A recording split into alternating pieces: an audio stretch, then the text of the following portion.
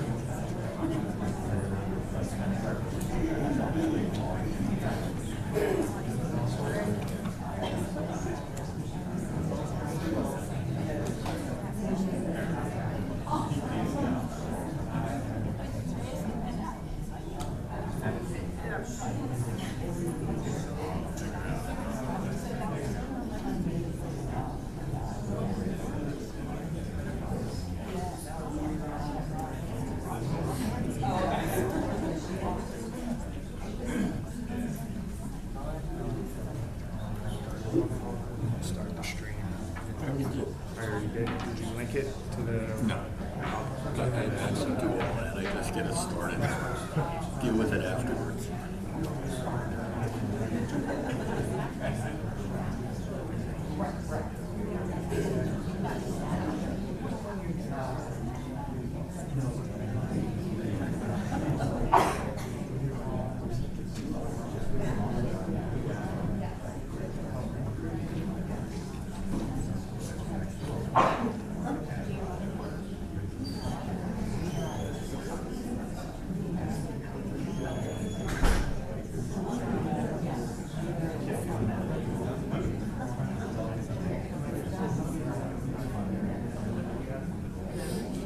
You take it one step.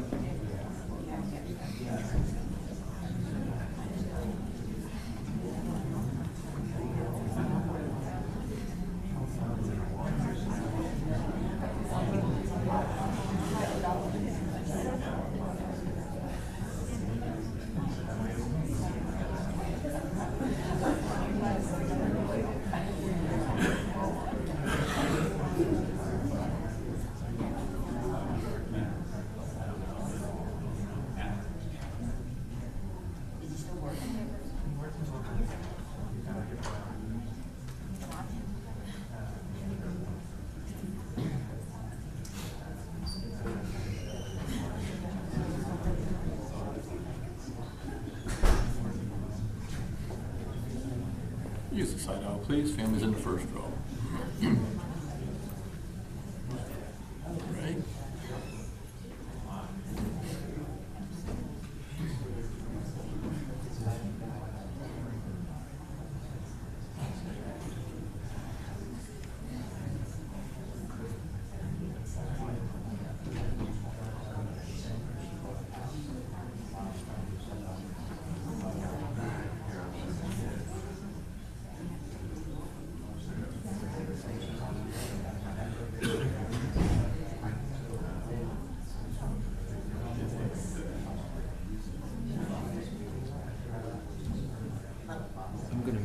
the cemetery.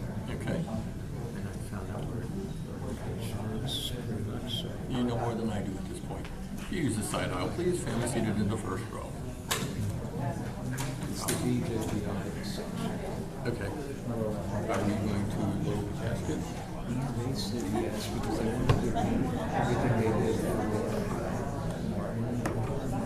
So they said yes. All right. Should we do that? Beginning or the end?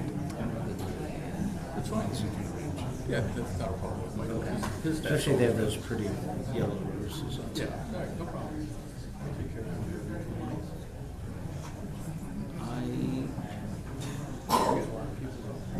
Yeah, well, people who can, yeah, it's good to know these. People who can get long time friends.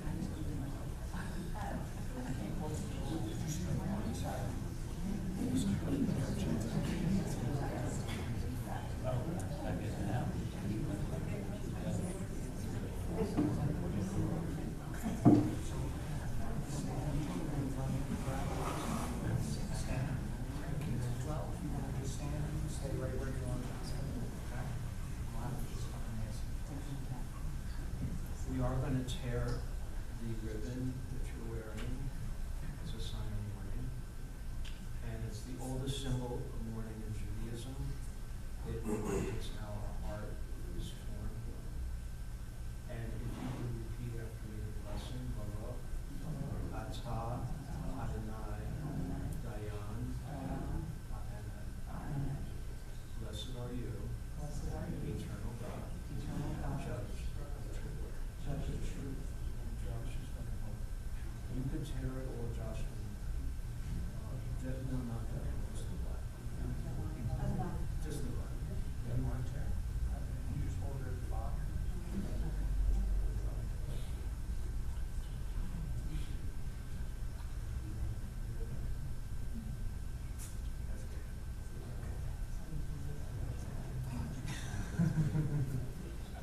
I need you to be seated for service.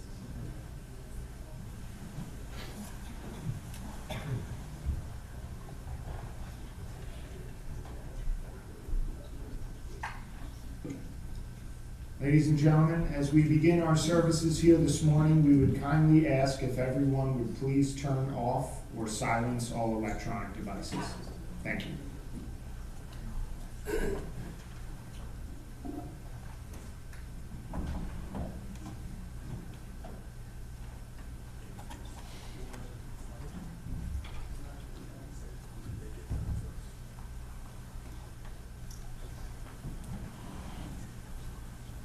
I've learned that in times of separation and loss and sorrow, the Psalms can bring much comfort and solace. And in this spirit, I now recite from the 23rd Psalm, this great psalm of faith. And these words remind us that even when we feel alone or lonely, we are never truly alone, for God is with us. and we know that God is with Irene. If you're familiar with these verses, you certainly could join me. The Lord is my shepherd, I shall not want. He maketh me to lie down in green pastures. He leadeth me beside the still waters. He restoreth my soul. He guideth me in straight paths for his name's sake. Yea, though I walk through the valley of the shadow of death, I will fear no evil, for thou art with me. Thy rod and thy staff, they comfort me. Thou preparest a table before me in the presence of mine enemies. Thou hast anointed my head with oil, my cup runneth over. Surely goodness and mercy shall follow me all the days of my life, and I shall dwell in the house of the Lord forever. I continue now with a modern day poem, and I would like to personalize it for your mom, your mama, your sister, your friend. At the rising of the sun and at its going down, we will remember Irene. At the blowing of the wind and in the chill of winter, we will remember her. At the opening of the buds and in the rebirth of spring, we will remember Rini. At the blueness of the skies and in the warmth of summer, we will remember her.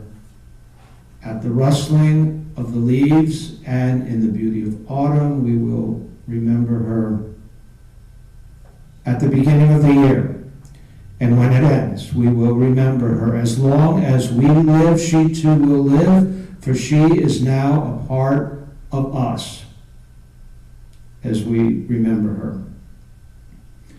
When we are weary and in need of strength, when we are lost and sick at heart, when we have joy we crave to share, when we have decisions that are difficult to make, when we have achievements that are based on hers, we will remember her. As long as we live, she too will live, for she is now a part of us as we remember.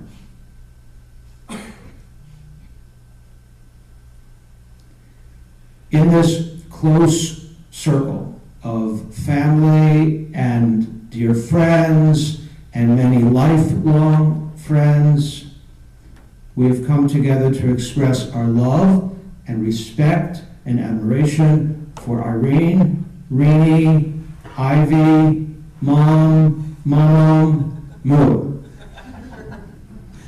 With so many names, you already know how special she was. And love is truly the word. To know Irene was and is to love her, and everyone did, and that is so evident here today. Irene was sweet and kind and always said, please and thank you. She was grateful for everyone and everything, and she felt blessed in all things. Therefore, our loss is very sad and difficult and profound, because Irene was such a constant and a positive presence in your lives. She was always there for you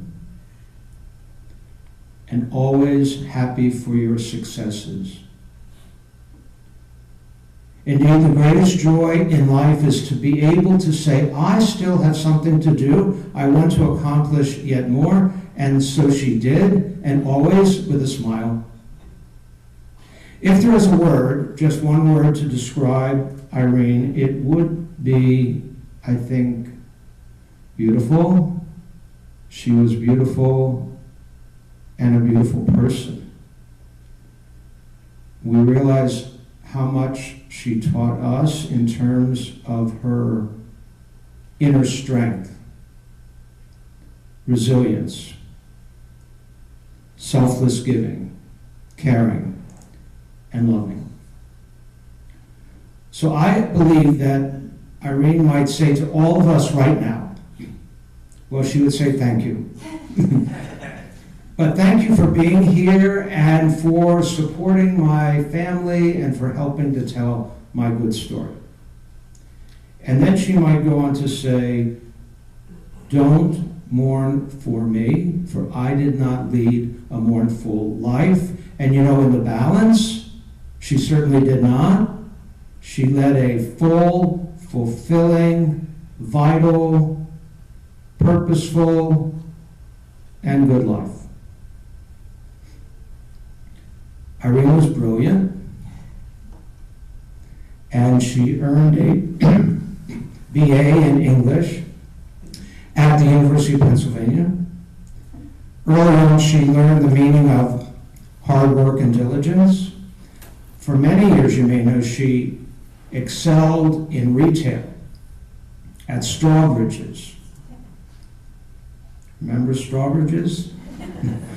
She progressed from children's wear to the candy department, that sounds really good, to women's dresses, and then men's shoes, and then finally HR. She was so respected by her coworkers and adored by her customers. And whatever she did, which was a great deal, she did with a full heart and a lot of passion. She also had a brief stint as a substitute teacher, but she was glad that it was brief. Irene had many other interests and passions, from theater to tennis earlier on, and canasta and mahjong. However, her greatest interest would be you, her family. And your mom would do anything and everything for you, and you for her. She valued the importance of family love, devotion, and companionship. One cannot speak of Irene alone without also speaking of Marty, her loving husband of 51 years. Theirs is a true love story. And maybe some of the grandchildren have never heard part of this. They first met when Irene was 17 years old, and Martin was 9 years older. And she entered Penn Drugs and wanted to buy cigarettes. Do you know this? Oh, okay. I thought this would be like a revelation. Okay. And Marty said, please come back when you're 18 years old. And she did. And the rest is history. And over the many years, they evolved into a real team, a true partnership, best friends, soulmates. They were content, very content, to spend Sundays sitting on the family room floor and reading the newspaper together. When Marty became ill, Irene took incredible care of him and remained by his side. Marty died 8 years ago, and I am sure that part of Irene died as well at that time. Nevertheless, she did what she needed to do, which was to go on and live, and especially for all of you. And how Irene loved all of you, her family, Audrey and Joshua. You like Josh? Okay. Karen and Mike, and I married them 31 years ago. They have not changed at all. and grandchildren, Brett and Courtney, who's with Brett, and Noah, and Ryan, and Riley. Did I get all of you? Okay. And Irene is also survived by and will be profoundly missed by her dear sister, Janet, and your beautiful family. Irene was so proud of all of you, and proud is a great word to describe her. She was proud of your accomplishments. Prouder yet of the bright, sensitive, and caring family that you are. Your mom, sister, she felt your constant support, care, concern, and love. And Irene will live on in you and through you and through all of your precious memories and sacred stories. However, I feel that one can best understand and appreciate a person by the way in which one copes with adversity and setback and disappointment and illness and loss. Irene was a 3-time breast cancer survivor, and she always managed to rebound. And thank you for wearing a pink ribbon. It shows your support of cancer education and research. She was strong. She was brave. She refused to give up or to give in. But this time, most recently, seemed different. She was hospitalized for 13 weeks and yet managed to celebrate her 80th birthday. That was at home, right? With family, with friends. There were balloons, there were flowers, there was cake, and she loved every minute of it.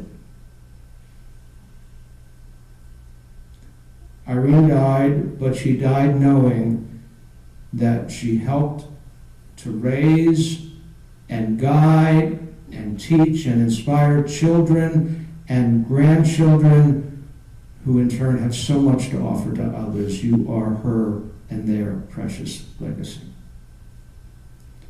Irene loved, and she was loved in turn, and we know that this love has not ended now with her passing. For as long as we live, she too will live, for she is now a part of us as we remember her. And to keep those memories going, I'm going to have Audrey speak and share some words from her heart, followed by Karen.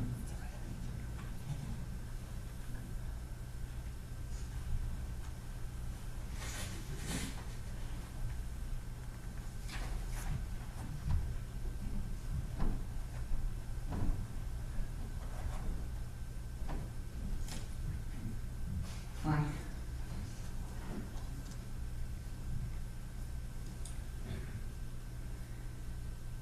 So, I mean, you heard a little bit of this, but I'm going to say it anyway. So my mom and dad met at Penway Drug on Cotton Avenue when she was 17.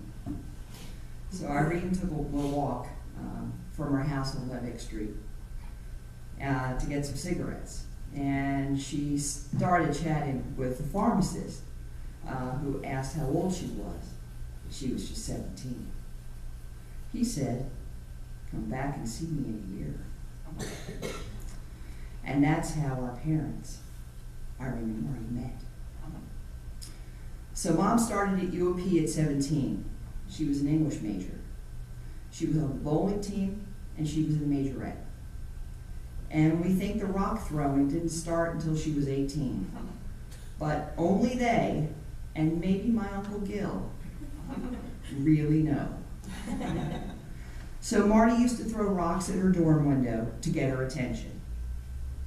It definitely worked because they got married when Mom was 20. Mom was one of the first women to graduate from the University of Pennsylvania, and she had me in May in time to miss walking for graduation.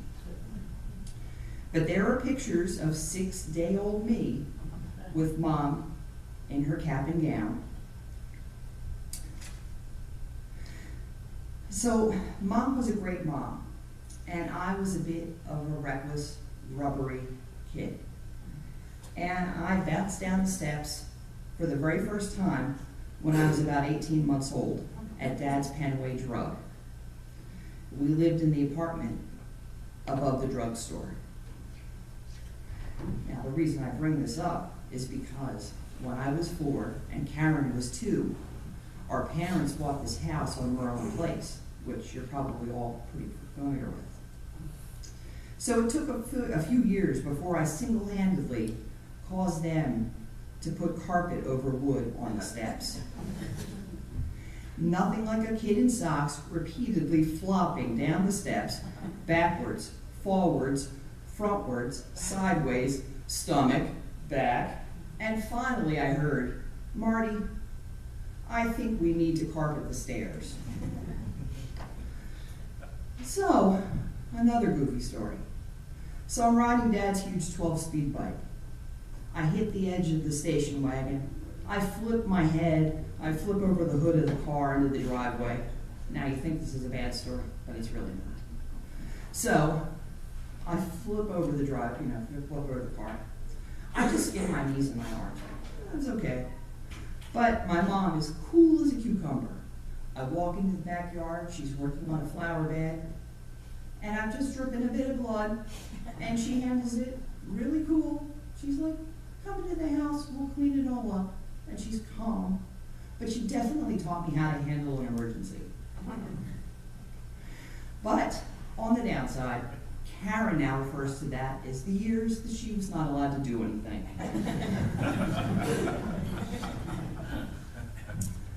In the summer of 1974, Mom was reunited with a couple of her school friends.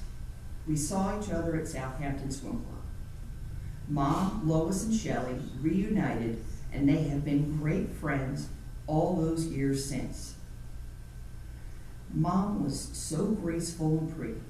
She stood so tall, and as a kid, I thought she was a movie star.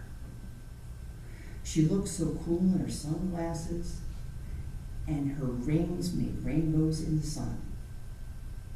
Mom tried to expose us to everything. Music lessons at Settlement Music School, art school, pottery, tennis, softball, horseback riding, and the pièce de résistance. Short-lived modeling classes at Strawbridge and Clothier. Yes, with the book on your head. Mom and Dad were married for 51 years, so they grew into a real team.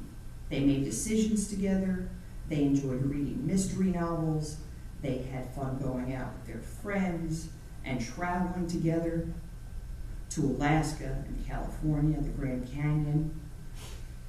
They always wanted to go to Europe and never got a chance to. So Mom's advice to us and my advice to you is life is impermanent.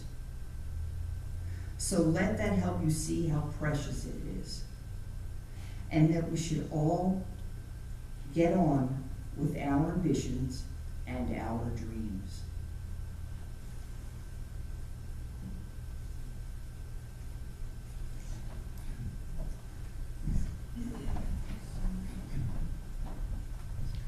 And Karen is going to share some of her thoughts.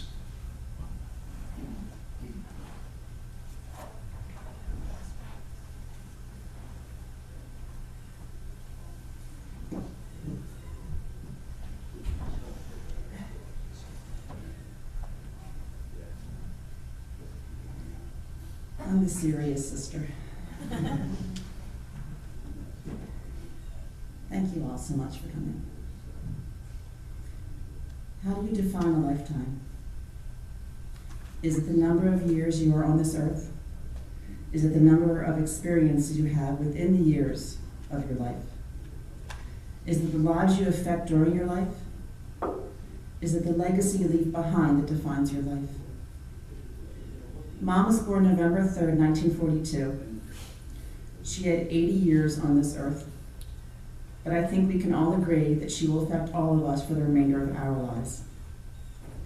If you knew her as Irene, Ivy, Reenie, Mom, my mom, or Moo, consider yourself blessed.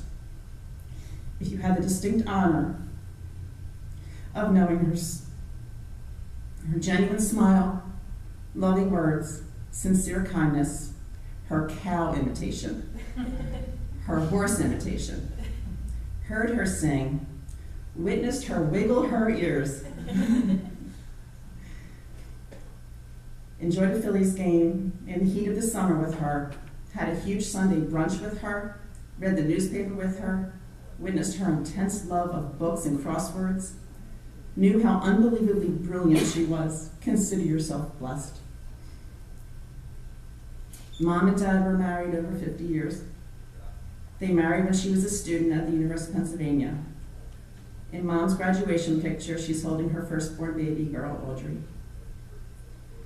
Mom loved us, cared for us, supported us, was proud of us, and helped us grow into who we have become. She stayed at home with us until I was in middle school, before she went to work outside of our home.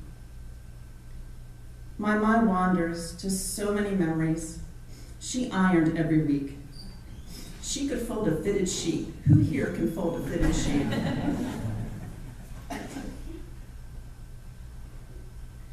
I don't know if I can read this. I don't know. I know I don't have that magical skill. Mom drove us everywhere. All of our activities, brownies, Girl Scouts, sports, art classes, horseback riding lessons. On Saturday, we'd go to Jack's Delicatessen. It was so fun and something I always looked forward to. Seems so simple, so everyday, but Mom made everything an experience. She made everything matter. She made our lives beautiful. Mom read books every day. She had a voracious appetite for a good crime book. Mom took us down the shore every summer. We stayed for weeks straight in our grandparents' condo. We walked the boardwalk every night. We spent our days on the beach. We talked and laughed. She made our lives happy. Mom really shined bright as Mom to Brett, Noah, Ryan, and Riley. She found a beautiful love in her newest granddaughter, Courtney. Brett's beautiful wife. They are the true lights of her life. I'd be remiss to not talk about her undeniable strength and resolve. Mom is a 3-time breast cancer survivor. She had radiation and lumpectomies 2 times. The 3rd time she had bilateral mastectomies and transplants. She is a true warrior. She had a right hip replacement, a right knee replacement, and her right wrist repaired as well. She had back surgery and a total hysterectomy. That was just the beginning. She's dealt with side effects from her breast cancer radiation that damaged her lungs and heart, through needles in her lungs to drain liters of fluid, to countless cardiac catheterizations. Mom was brave, kind, polite, and strong.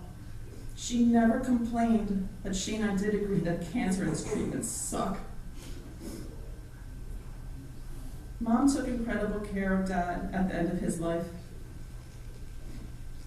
I remember thinking I had the incredible privilege of seeing true love, and it's for better, for worse, in sickness and in health meaning.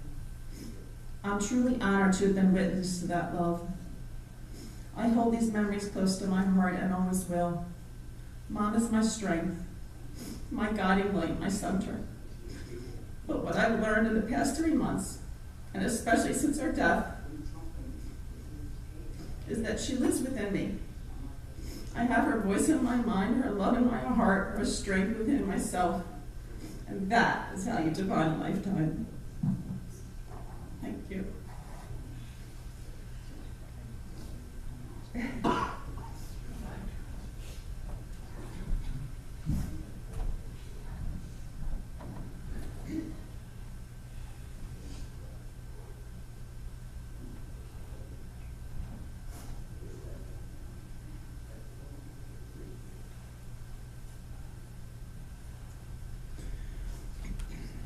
as we begin to close our service, I'd like to read this poem, which I think is so appropriate for Irene.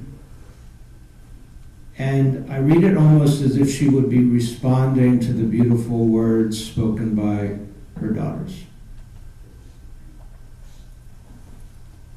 Don't grieve for me, for now I'm free.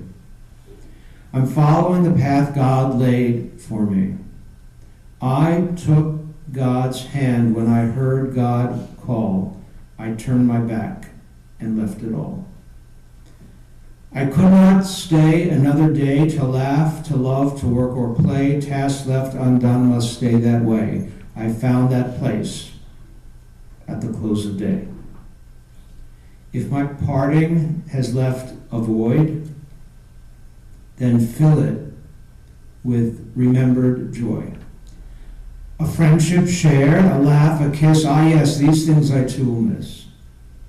Be not burdened with times of sorrow. I wish you the sunshine of tomorrow. My life's been full, I savored much. Good friends, good times, a loved one's touch. Perhaps my time seemed all too brief. Don't lengthen it now with undue grief. Lift up your heart and share with me. God wanted me now. God set me free. Let us all rise.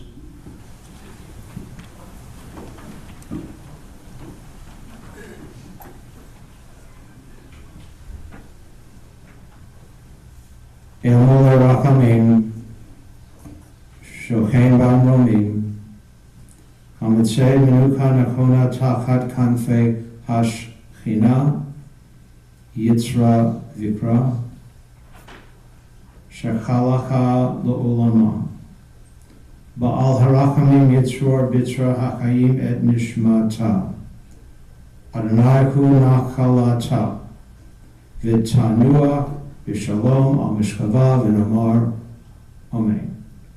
O God, full of compassion, Thou who dwellest on high, grant perfect rest unto the soul of our beloved Irene, Rini, Ivy, Mom, Mamam, Moo, who has departed from this world.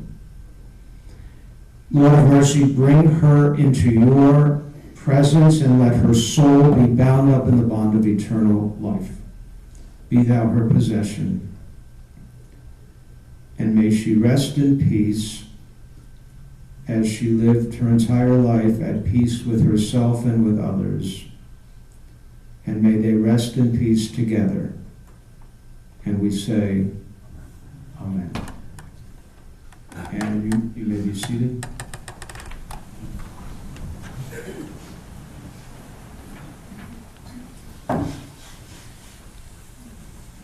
I have been asked to announce that following the service at Crescent Memorial Park in Pennsauken, the family will return to Mom's home, 1862 Merlin Place in Northeast Philly, where they will be observing Shiva for today and also for tomorrow. Thank you.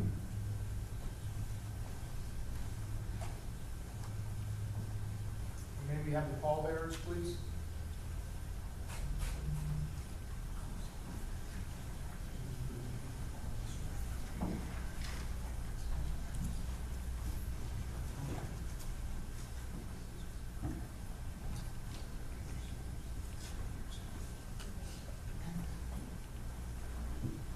And we would ask if you would all rise once more, please.